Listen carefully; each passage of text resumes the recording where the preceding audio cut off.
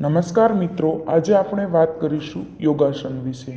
નામ સાંભળતા જ આપણને આપણા સ્કૂલના દિવસો યાદ આવી જાય કે જ્યાં આપણને આપણા શિક્ષકો દ્વારા યોગાસન કરવા માટે ફરજ પાડવામાં આવતી હતી. આ ફરજ હાલમાં કેટલી ઉપયોગી છે તથા તેનું મહત્ત્વ આપણે આ વિડીયોમાં જોઈશું. યોગાસનના કેટલાક ફાયદાઓ. યોગાસન દ્વારા શારીરિક સ્વાસ્થ્ય પ્રાપ્ત થાય છે.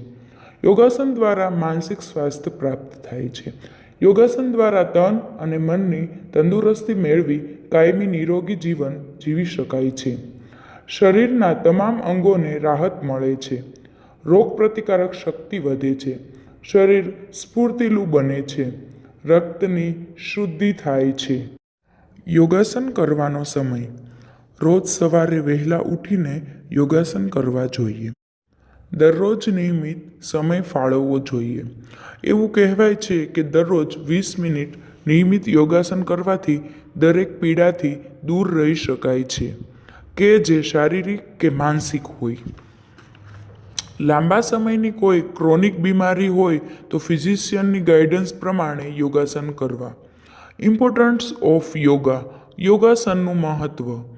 યોગ ધર્મ, આસ્થા અને અંધવિશ્વાસથી ઉપર છે. યોગ એક સરળ વિજ્ઞાન છે, પ્રાયોગિક વિજ્ઞાન છે. યોગ છે જીવન જીવવાની કળા. યોગ એક પૂર્ણ ચિકિત્સા પદ્ધતિ છે, એક પૂર્ણ માર્ગ છે. ઓશોના કહેવા પ્રમાણે યોગ બધા પ્રકારના બંધનોની મુક્તિનો માર્ગ બતાવે છે. યોગને આપણે અષ્ટાંગ યોગના નામે ઓળખીએ છીએ. અષ્ટાંગ એટલે યોગના 8 અંગ: યમ, નિયમ, આસન, પ્રાણાયામ, પ્રત્યાહાર, ધારણા, ધ્યાન અને સમાધિ. જેમના મગજમાં દ્વંદ્વ છે તેઓ હંમેશા ચિંતા, ભય અને શંકામાં જ જીવે છે. તેમનું જીવન એક સંઘર્ષ જ જોવા મળે છે, આનંદ નહીં. યોગથી આ બધા પ્રકારની ચિત્તવૃત્તિઓનો નિરોધ થાય છે અથવા તો નાશ થાય છે. કેટલાક આસનો કે જે દરરોજ કરવાથી શરીરના સ્વાસ્થ્યને લાભદાયી છે. યોગાસન કરવા માટે સૌપ્રથમ ધ્યાનમાં આ પ્રમાણે બેસવું, જેને આપણે ધ્યાનાસન કહીએ છીએ, જે કરવાથી મન પ્રફુલ્લિત થાય છે. નંબર 2, વજ્રાસન, જેનાથી ગોઠણની કસરત થાય છે. અનુલોમ વિલોમ પ્રાણાયામ.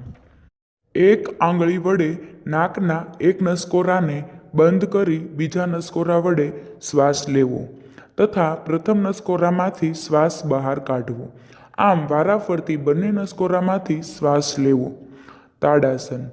આ આસન કરવાથી કમરના દુખાવો દૂર થાય છે, છાતી ફૂલે છે તથા પગ મજબૂત થાય છે. દંડાસન. આ આસન કરવાથી શરીરના કેટલાક ભાગ જેવા કે ખભા, હાથ, છાતી મજબૂત થાય છે. ટ્રાયેંગલ.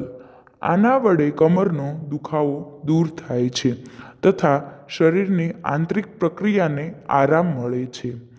વેરિયર. આ આસનથી મન શાંત થાય છે. સંતોલાના આસન. આનાથી ચરબીમાં ઘટાડો, હાથ મજબૂત, પેટનો દુખાવો દૂર થાય છે. શવાસન. બધા આસનો બાદ છેલ્લે આ આસન કરવું, જે કરવાથી શરીર સંપૂર્ણ આરામ અનુભવે છે. બીજા કેટલાક આસનો પણ આ વિડીયોમાં દર્શાવવામાં આવ્યા છે.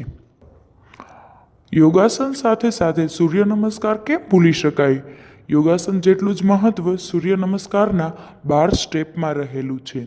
આ દરેક સ્ટેપ આપ ખુદ એક મહત્ત્વના સાબિત થાય છે, જે આપણે બીજા વિડીયોમાં જોઈશું. સ્વસ્થ રહો, મસ્ત રહો.